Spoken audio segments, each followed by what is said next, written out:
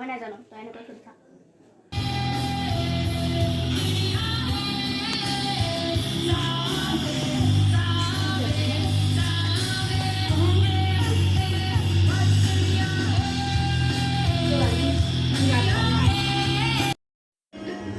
অসম্ভৱ মই জীয়াই থকালৈকে মই তাইক এনেকুৱা কৰিব নিদিও তুমি বুজা নহ'লে বা তোমাৰ মা দেউতাক দুখে হেৰুৱাব পাৰিবা তুমিও মোৰ পৰিয়ালক হেৰুৱাব মই নকৰোঁ। এই সীমাই সকলো শেষ কৰি দিলে তুমি সীমাক চিনি পোৱা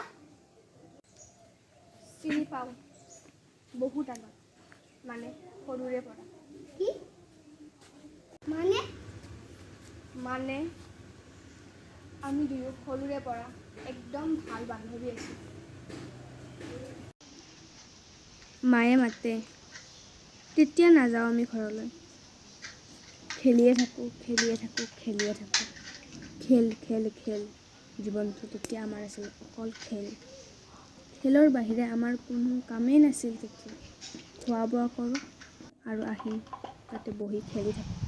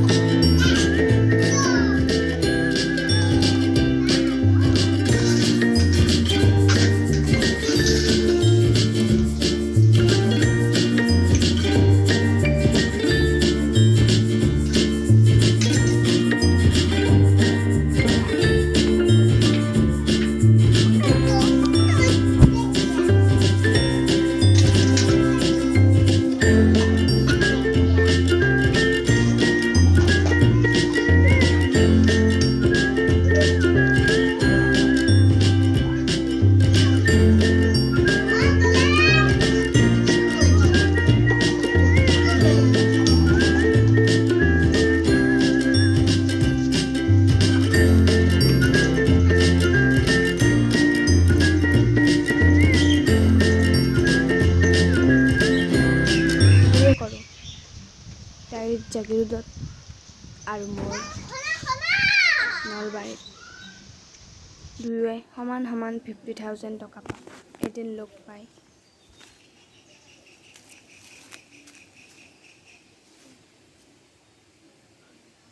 তুমি কিয় ইমান গুণ্ডাৰ দৰে থাকা এইটো মোৰ হেবিট হৈ গৈছে বাদ দিয়া সেইবোৰ মোৰ যে মাটিডোখৰ আছিল ন তাতে এখন অনাথাশ্ৰম বনাওঁ নেকি হয় নেকি মইতো ভাবিছিলোঁ শ্বপিং মল হ'লে পইচাও পাম আমিতো মাহে 50,000কৈ চেলাৰী পাওঁৱেই আৰু আমাক কিমান পইচা লাগে নহয় আমি শ্বপিং মল খুলিছোঁ বাৰু কোৱাচোন অনাথাশ্ৰম খুলিলে কি হ'ব অনাথাশ্ৰম খুলিলে আমাৰ ধৰ্ম হ'ব আমাৰ জীৱনটোত যদি কিবা পাপ কৰিছোঁ আমি খণ্ডন যাব বাদ দিয়াহে সেইবোৰ শ্বপিং মল নকৰোঁ মই বিশ্বাস নকৰোঁ শ্বপিং মল খুলিলে এতিয়া আমি পইচা উপাৰ্জন কৰিব পাৰিম না কিন্তু কোনো কিন্তু নাই অঁ হেল্ল' ছাৰ হয় কি ঠিক আছে ছাৰ থেংক ইউ হ'ল মোৰ যে ফাইলটো আছিল সেইটো একচেপ্ট কৰিছে ছাৰে কি অ' গড মোক মাতিছে হা মই যাওঁ বাই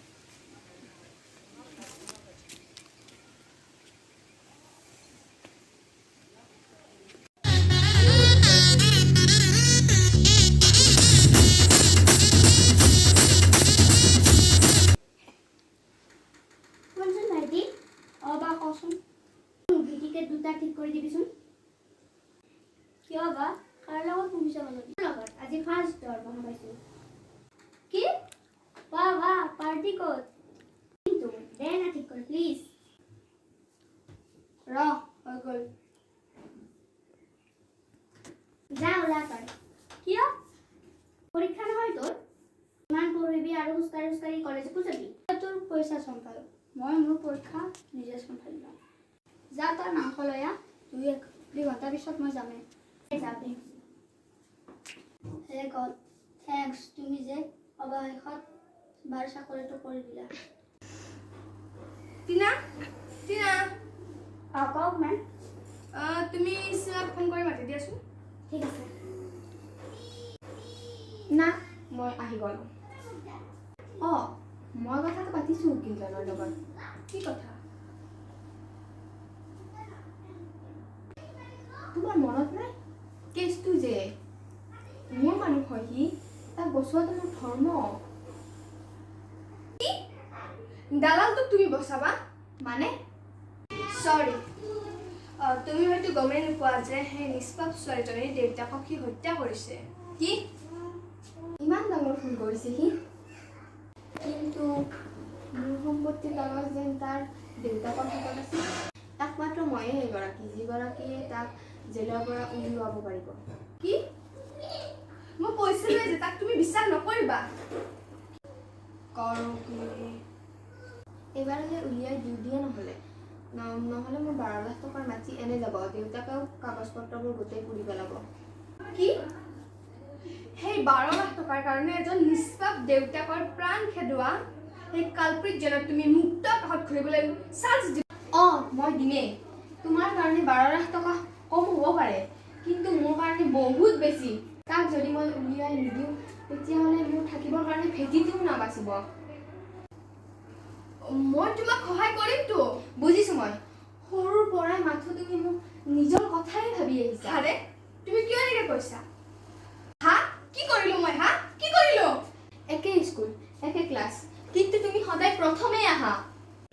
ৰোল নং 1 ক্লাছত শিক্ষকৰ আগতে তুমি সদায় টপাৰ মোৰ ৰোল নম্বৰ 12-13ৰ ভিতৰত কিন্তু কেতিয়াও ওপৰত যাব নোৱাৰে নহয় যাব নিদিয়াই তুমি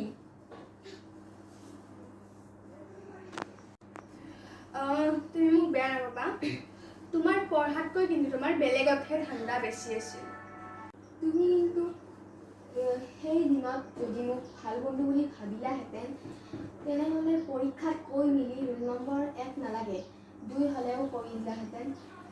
কিন্তু তুমি নিদিলা তেতিয়া মই বুজি পোৱা নাছিলোঁ মই তুমি ভালৰ কাৰণে মোৰ পঢ়ি থকা বুলি ভাবিছিলোঁ সেইবোৰ বাদ দিয়া সিদিনা ছাৰে তোমাৰ ফাইলটো একচেপ্ট কৰিলে মোৰটো কিয় নকৰিলে একেইটো ফাইল একেই হ'লেও সেই ফাইলটোত মই যিমান ইম্পৰ্টেণ্ট দিছিলোঁ তুমি সিমান দিয়া নাছিলা আৰু তুমি মোক দোষাৰোপ কৰি কোনো লাভ নাই মই সেই মাটিখিনিত শ্বপিং মল বনাম আৰু তোমাৰ বিৰুদ্ধে সকলো কাম কৰিম আৰু শুনা আজিৰ পৰা you are not my friend you are my enemy যিহেতু তুমি মোৰ শত্ৰু তেন্তে মই আজিৰ পৰা এইম কৰিলোঁ যে সেই মাটিডোখৰত মই অনাথ আশ্ৰম বনাম চৰি বনামেই আই এম চিয়'ৰ আৰু মোৰ এটা সামান্য চহীৰ অবিহনে তুমি সেই মাটিডোখৰত এখোজো দিব নোৱাৰা অ'কে অতি সোনকালে লগ পাম ফ্ৰেণ্ডছ আণ্ডাৰষ্টেণ্ড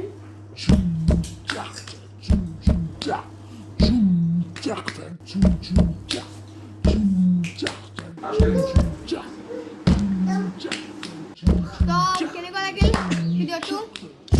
এই এপিছ'ডত যেনেকৈ আপোনালোকে মৰম দিব আশা কৰিছোঁ ছেকেণ্ড এপিছ'ডত তেনেকুৱা মৰম দিব আপোনালোকে আৰু ভাল লাগিলে লাইক এটা কৰি দিব আৰু শ্বেয়াৰ কৰি দিব কি আৰু বাই বাই পিছৰ এপিছ'ডত লগ পাইছোঁ বাই বাই